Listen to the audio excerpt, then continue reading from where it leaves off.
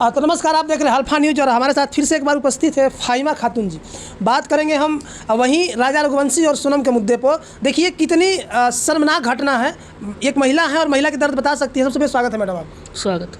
क्या कहिएगा कि कुछ दिन पहले एक ड्राम वाला मामला आया था, उससे पहले अतुल सुभाष का मामला आया था, फिर एक अभी तक शायद 6 महीना भी नहीं हुआ और उसके बीच में फिर एक मामला आ गया सोनम का। क्या कहिएगा इस पर? क्या कहें, ऐसी लड़की के बारे में क्या बोलें। वो सब लड़की का हमारे लिए कोई शब्द नहीं है। मतलब उसको वो इंसान ही नहीं है। तो फिर आखिर इंसान का फिर क्या चीज़ है बोलो? तो हैवानियत है ना। ये किसी का अगर तुमको पसंद नहीं है तो तुम उसको छोड़ दो, तुम शादी नहीं करो। शादी करने से पहले सोचो।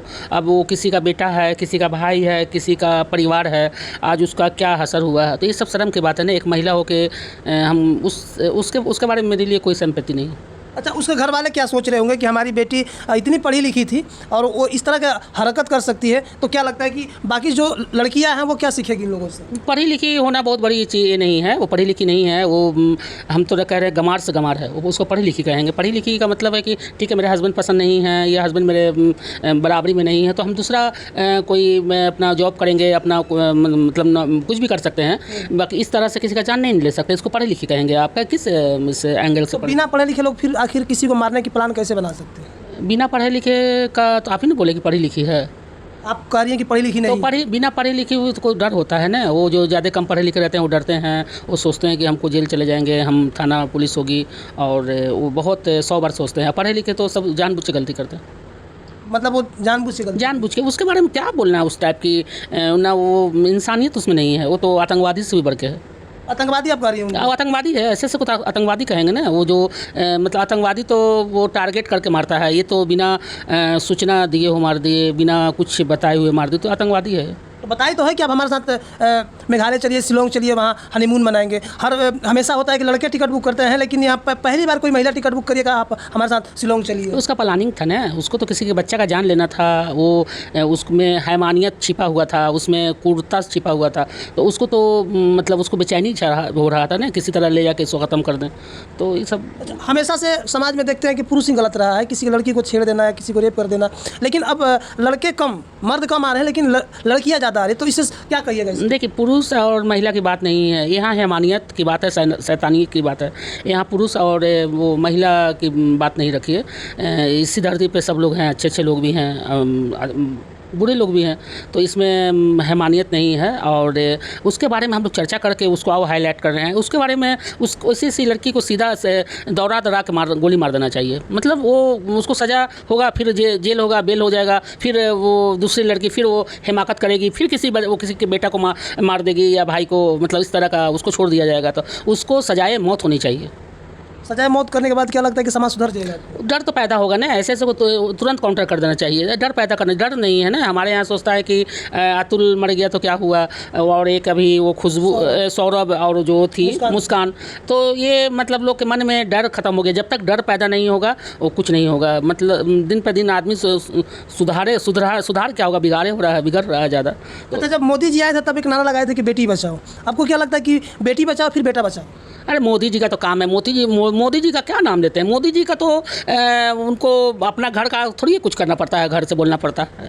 वो तो हमारा आपका जनता का टैक्स लेके अपना कहीं जाते हैं, घूमते हैं, कुछ भी बोल देते हैं। मोदी जी ही एक प्रधानमंत्री हैं का हमारे देश के। इतना साल से जब से हमारी देश आज़ाद हुई है तो मोदी जी हमारा देश चला रहे थे। मोदी जी का नाम मेरे पास मत लिया कीजिए। मोदी जी जब से आए हैं, जब से क्राइम ज़्यादा बढ़ गया।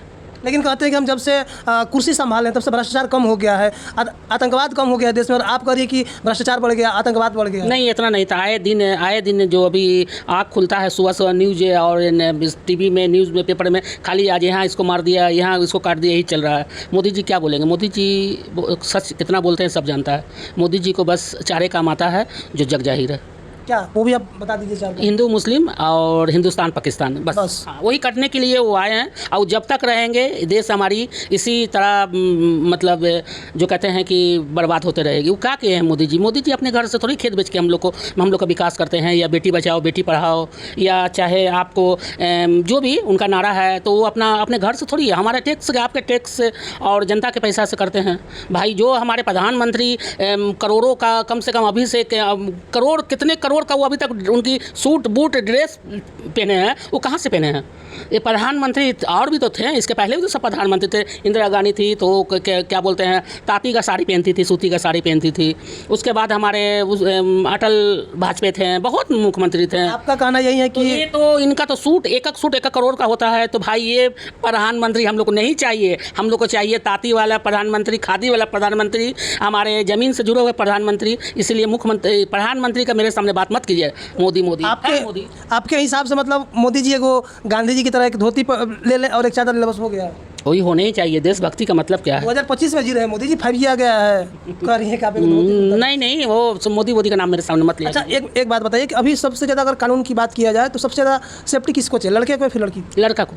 क्यों? लड़का अभी सुरक्षित नहीं है। लड़की लोग बहुत, बेटी बचाओ बेटी पढ़ाओ मोदी जी का नारा जो सुन के लड़की का मन बढ़ गया है। इसीलिए अपने लड़का को, बेटों को बचाओ। और बेटा बहुत कहीं ना कहीं अभी मतलब खतरे में है। आप एक संस्था चलाती हैं, तो आपको नहीं लगता है कि आपको एक अभियान चलाना चाहिए अपने संस्था के माध्यम से कि हम चला रहे हैं। हम जहाँ भी जाते हैं तो पहले 2 बात लड़की का सुनते हैं तो 8 बात लड़का का सुनते हैं 10 में। अभी हम देख रहे हैं हर काउंसलिंग में कि लड़की ज़्यादा बदमाश है, ज़्यादा प्रताड़ित है, और लड़का कहीं ना कहीं मतलब डर के साये में जी रहा है। अभी लड़का शादी का, अभी एक वक्त ऐसा आ जाएगा कि घर की बेटी कुमारी रहेंगी, लड़का शादी करेगा नहीं। तो चलिए, ये हमारे साथ फाहिमा जी थी और आपने सुन लिया कि अभी फ़िलहाल में लड़कों की सेफ्टी की ज़रूरत है। पहले समाज में लड़कियां को जरूरी था, लेकिन अभी फ़िलहाल में लड़कों की जरूरी है। बाकी आप वीडियो के बारे में क्या सोचते हैं, कौन बॉक्स अपना राय दीजिएगा। तब तक धन्यवाद। मैं हूं हल्फन के साथ लालू यादव।